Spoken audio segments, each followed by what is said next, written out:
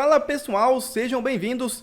Começando mais um vídeo recheado de informações importantíssimas. Mas antes, inscreva-se agora mesmo no canal, deixe o seu like e compartilhe esse vídeo com o máximo de pessoas. Assim você vai estar me ajudando demais. Giro na tela e notícias a seguir.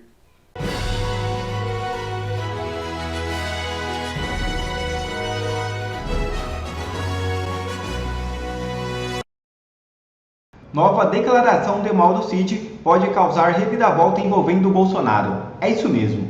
O tenente-coronel Mauro Cid, ex-ajudante de ordens do ex-presidente Jair Bolsonaro, afirmou não ter informações sobre o envolvimento do antigo presidente em supostos planos para assassinar o presidente Lula, o vice-presidente Geraldo Alckmin e o ministro do Supremo Tribunal Federal, Alexandre de Moraes. A declaração foi dada durante depoimento à Polícia Federal na última quinta-feira. Cid foi convocada a prestar novos esclarecimentos no âmbito da investigação sobre a suposta tentativa de golpe de Estado que resultou na abertura de um inquérito.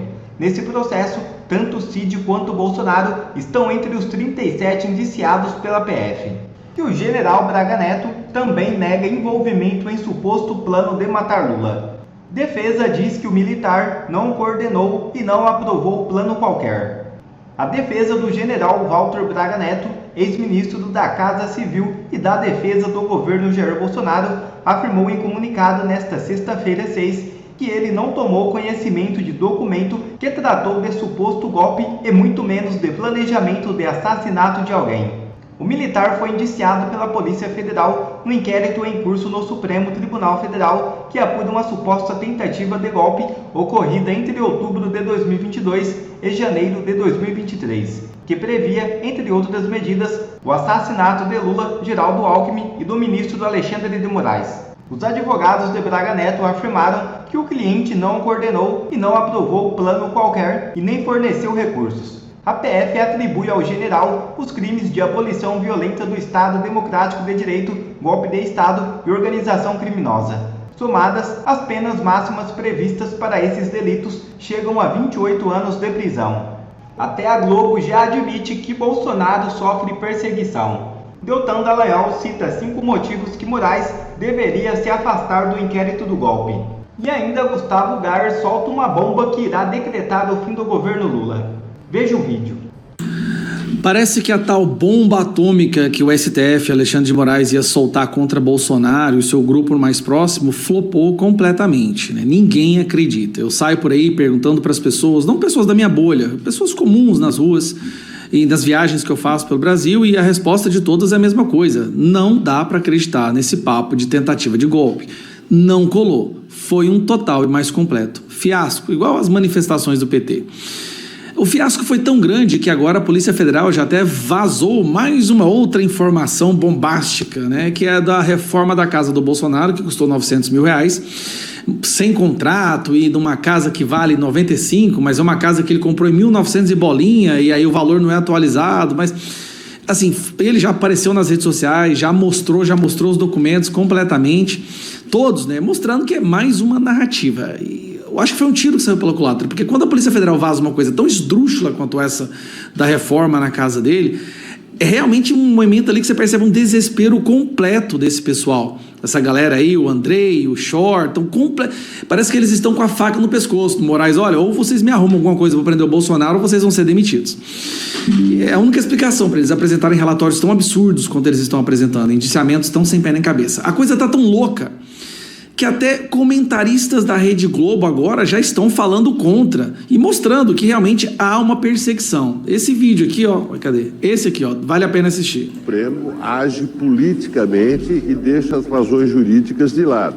O Supremo age para reforçar, como eles mesmos dizem, né, para reforçar a posição do tribunal no tabuleiro político brasileiro, o que significa reforçar a posição de Moraes como relator dos inquéritos ligados ao golpe, a fake news, a ações antidemocráticas. A defesa de Bolsonaro, nesse caso, está juridicamente correta, porque qual é o argumento? Que Alexandre de Moraes não pode ser, ao mesmo tempo, vítima, porque ele seria assassinado, investigador, porque ele é o relator do inquérito e juiz. Bom, isso é um impedimento jurídico clássico, né? Mas o tribunal não aceitou isso, o que é muito ruim, porque isso estimula a polarização política no Brasil, em primeiro lugar, e, em segundo lugar, fornece argumentos políticos para o bolsonarismo dizer que o inquérito e depois o processo é uma perseguição judicial, né? Não oferece argumentos, né, Demetrio? Vamos falar a verdade, oferece uma comprovação de que é uma perseguição policial. E, em terceiro lugar, cria argumentos jurídicos para que lá no futuro se conteste as sentenças ligadas a esse processo. É isso que o tribunal está arrumando. O tribunal está arrumando uma desmoralização perante grande parte da opinião pública da sua ação. Está arrumando argumentos para o bolsonarismo e está arrumando argumentos jurídicos para que se contestem as sentenças lá no futuro. Se Moraes se declarasse impedido, como prevê os princípios do direito, isso não prejudicaria em nada a continuidade das ações, as sentenças e a necessária punição dos golpistas. Ao contrário, tornaria o resultado desse processo um resultado muito mais legítimo do ponto de vista político e muito mais embasado do ponto de vista jurídico. Só que simplesmente não tem provas, não tem evidências, não tem absolutamente nada que possa tornar esse processo legítimo do ponto de vista jurídico. Isso é uma percepção que corre de forma tão normal no ideário coletivo que a última pesquisa do Paraná Pesquisas mostra que hoje, se as eleições fossem hoje, Bolsonaro ganharia do Lula. O cara que está sendo acusado pela imprensa o tempo inteiro de golpista, de não sei o quê, se as eleições fossem hoje, o Bolsonaro ganharia. Sem falar que a reprovação do Lula não para de crescer devido ao colapso econômico que a imprensa também está tentando esconder. Então, é muito interessante o fato de que toda a imprensa, toda a lacrosfera, todo o sistema judiciário está tentando destruir a reputação do Bolsonaro e ele só fica mais forte. Ao ponto de que um comentarista da rede Goebbels, que é que a Globo agora está recebendo mais fundo público, mais dinheiro público do que na história dessa televisão. Nesses primeiros 1 ano e meio do governo Lula, recebeu mais do que durante os 4 anos do governo Bolsonaro.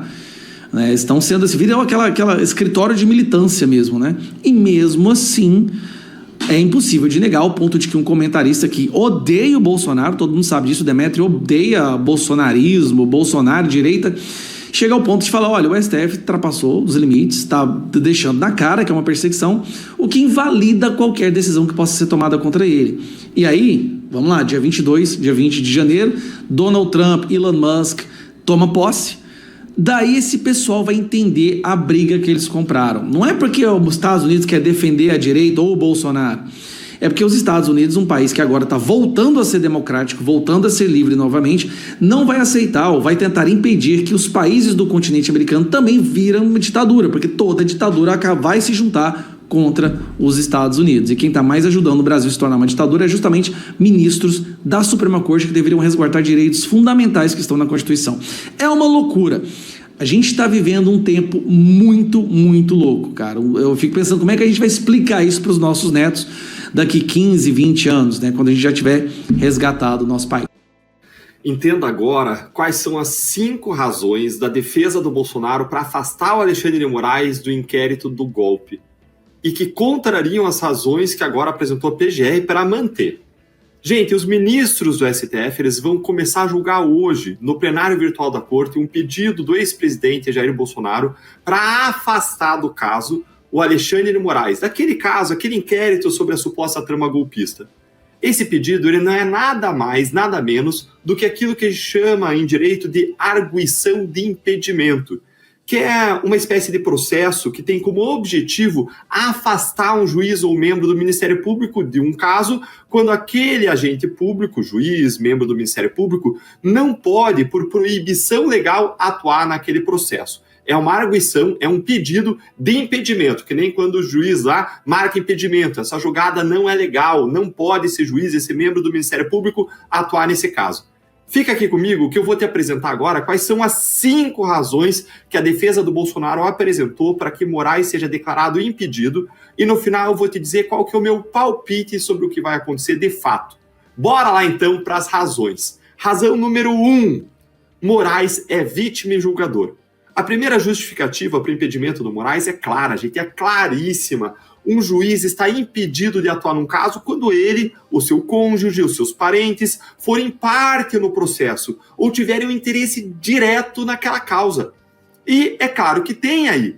E que interesse maior na causa que alguém poderia ter, maior do que o de Moraes, que é uma suposta vítima dos planos de assassinato e de golpe de Estado que estão sendo investigados. Mas não é só isso não. A investigação ela relata o suposto monitoramento do ministro. Moraes, na decisão que autorizou a operação contra-golpe, mencionou ele mesmo, citou ele mesmo, o nome dele pelo menos 44 vezes. Chega a ser surreal. Numa democracia, ninguém pode ser juiz do seu próprio caso. Razão número 2. Alexandre de Moraes ele tem interesse direto no caso. Aqui o fundamento é o mesmo da primeira razão que a defesa do Bolsonaro apresentou, mas aí a defesa vai além para falar o seguinte: Moraes não tem apenas interesse no caso para condenar os investigados que teriam planejado o seu assassinato, mas ao determinar medidas judiciais contra quem supostamente queria matá-lo, o Moraes está dando uma decisão em favor dele mesmo, com o objetivo de proteger a sua própria integridade. Tem algo mais suspeito do que isso? Tem um interesse direto maior do que isso? Proteger a sua própria vida por meio de uma decisão que você dá? Razão número 3. Juiz não deve ser apenas imparcial, ele deve parecer imparcial. É aquela velha história, a mulher de César não deve ser apenas honesta, ela tem que parecer honesta. E a defesa do Bolsonaro, ela mostra como Alexandre de Moraes ele não é só imparcial, não é só não imparcial, ele não é só parcial, mas mais do que isso, ele nem disfarça que ele não é imparcial. Ele não faz mais questão nenhuma de demonstrar imparcialidade, pelo contrário, ele tem atitudes públicas corriqueiras, rotineiras, em que ele se coloca ativamente como um adversário, um principal inimigo do Bolsonaro e dos bolsonaristas. Vamos avançar, razão número 4.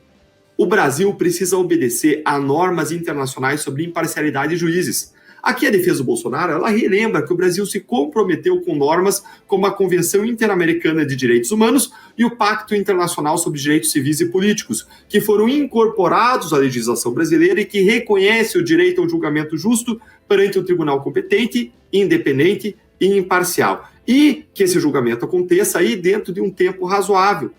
Gente, todo mundo sabe que o STF atual é tudo menos competente, independente e imparcial em relação ao Bolsonaro.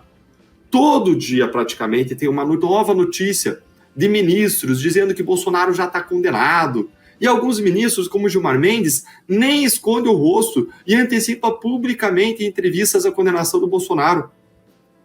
Razão 5. O afastamento do Moraes vai assegurar a justiça. A defesa do Bolsonaro encerra dizendo o seguinte: o objetivo aqui dessa defesa, segundo bem colocou aí o advogado Bolsonaro, não é colocar o Moraes no banco dos réus nem condená-lo, mas é simplesmente garantir que o Bolsonaro vai ter um julgamento justo e conduzido por um juiz imparcial. É uma questão não apenas de justiça, mas da credibilidade do Poder Judiciário e da confiança dos brasileiros no Supremo, que a gente sabe que essa confiança está lá no esgoto a partir de várias pesquisas de opinião sucessivas. Agora, se você me perguntar o que vai acontecer, a minha resposta é a seguinte: a gente não precisa especular, não precisa nem adivinhar, porque os próprios ministros, fingem a surpresa, já anteciparam e adiantaram para a imprensa. Sim, eles vazaram para a imprensa que eles vão rejeitar o pedido do Bolsonaro, porque o Moraes não seria a vítima, mas a vítima seria o Estado Democrático de Direito. Ou seja, o que eles estão fazendo na prática é equiparar o Moraes ao Estado Democrático de Direito, já que ele é que seria assassinado.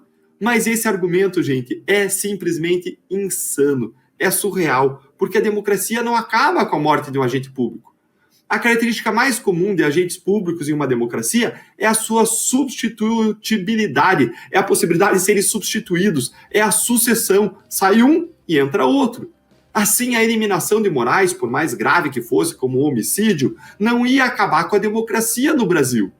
Mas para os ministros do Supremo, nada disso importa. O que importa mesmo é condenar Bolsonaro, custe o que custar, dane-se a Constituição, dane-se as leis, dane-se a lógica, dane-se o bom senso. E agora eu quero ouvir a sua opinião. Você acha que os abusos do STF contra o Bolsonaro vão ter alguma consequência? O que você acha que deveria acontecer como consequência desses abusos? Conta aí para mim nos comentários. Esse vídeo aqui eu não vou nem focar na questão política, não. É realmente um vídeo para te ajudar, para que você não entre em peça falência nos próximos 2 anos, para que você não vá morar nas ruas, para que você não perca tudo que você conquistou ao longo da sua vida. Não compre nada, não faça financiamentos, não pense em comprar uma casa nova, não pense em financiar um carro novo. Economize o máximo de dinheiro que você puder agora. Nós vamos entrar em 2025 na pior crise que você já viu. Vai ser pior que a crise da Dilma. E eu não estou falando isso com exagero porque eu quero denegrir ou macular a imagem do governo, não. É porque realmente eu quero evitar que um número maior de pessoas tenham suas vidas destruídas. Não financie nada. Eu vou te falar por quê. Uma matéria que saiu hoje para você entender o que a gente está entrando agora em 2025. O mercado aposta em alta de 0,75 na Selic em dezembro. Isso é uma estimativa do mercado, porque tem do XP Investimentos, já está em 12, aumento de mais 1%, ponto percentual. Os consultores da Bradesco vai mais 0,5%. O do mercado, que são pessoas que estão acostumadas a trabalhar e viver isso, 0,75. Tá, Gustavo, mas o que isso quer dizer? O que quer dizer aumentar a Selic? Isso é o Juros Brasil. Isso significa o risco que é no país hoje fazer transações monetárias. É a taxa básica que influencia nos empréstimos, nos financiamentos, nos títulos do governo.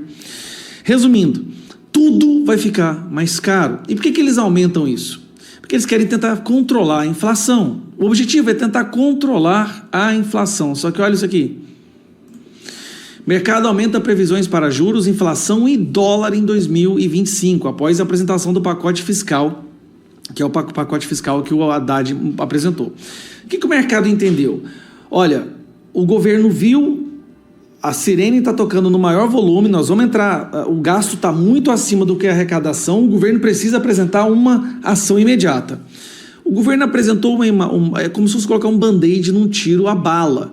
O que o mercado percebeu? Que esse governo não tem a menor responsabilidade fiscal. Vai quebrar o país. O mercado, todo mundo, qualquer pessoa que entende minimamente, qualquer pessoa que tem um QI acima de 83, que é a média brasileira, sabe que agora nós vamos entrar num colapso econômico mesmo. A inflação vai explodir. O dólar hoje, olha como é que está o dólar hoje.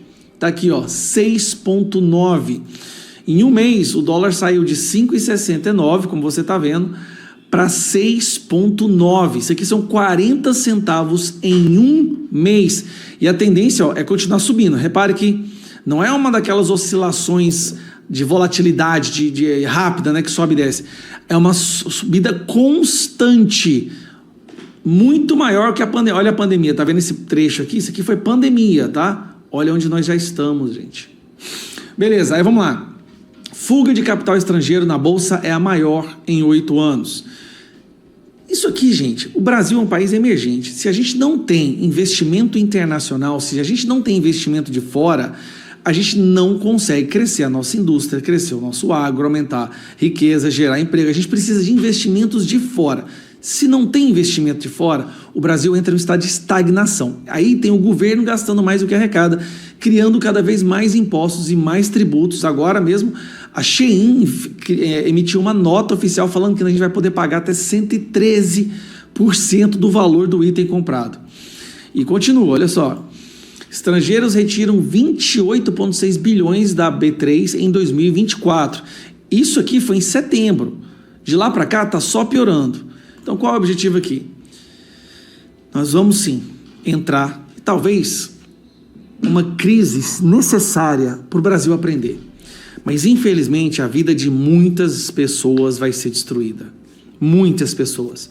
Nós vamos ter aí pessoas saindo dos planos de saúde, nós vamos ter pais tendo que tirar seus filhos das escolas públicas, nós vamos ter aumento do desemprego. Esquece o IBGE, tá? Nada que vem do IBGE é verdade. O IBGE é do Postman, né? Do Pockman, um militante do PT que fabricou, né, todos aqueles números, sendo que a gente sabe que a verdade é que a violência, a pobreza está aumentando e o desemprego também.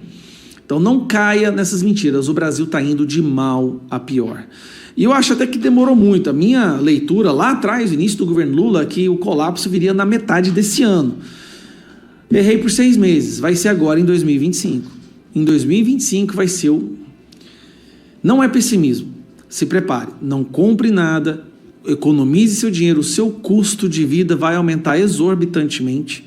Sua luz, sua água, a sua alimentação, o combustível do seu carro, a mensalidade dos seus filhos, tudo que você gasta, todas as suas despesas do dia a dia vai aumentar exorbitantemente. Então, se você pensa em comprar alguma coisa agora, calculando o que sobra do seu salário, né, o que você tem a capacidade financeira agora, ano que vem você já não vai ter ela. Ela vai ser outra. Então, se prepare. O que ficou bom para o Brasil agora? O que ficou bom mesmo é para quem investe em título do banco, para os rentistas, né? Porque agora, com esses juros como eles estão, colocar dinheiro do banco, ou emprestar dinheiro para o banco, comprar título do tesouro, tudo, é a melhor forma de ganhar dinheiro. Ou seja, todo mundo que pensava em expandir a sua empresa, em abrir um negócio, vai pegar o seu capital e colocar tudo para render, porque os juros estão exorbitantes. Infelizmente, a gente vai passar por esse momento. Eu espero que a gente possa passar por isso rápido, que seja uma lição que fique gravada na cabeça do povo brasileiro para que nunca mais a esquerda chegue ao poder novamente. Agora é muita oração e vamos ver se a gente consegue sobreviver a mais esse governo PT. Quer ver mais conteúdos como esse? Então inscreva-se agora mesmo no canal e ative o sininho das notificações. Assim você não perde mais nenhum conteúdo que é postado aqui no canal. E também já deixe o seu like para o YouTube ajudar a divulgar o nosso trabalho. Fico por aqui e que Deus abençoe a todos. Brasil acima de tudo e Deus acima de todos.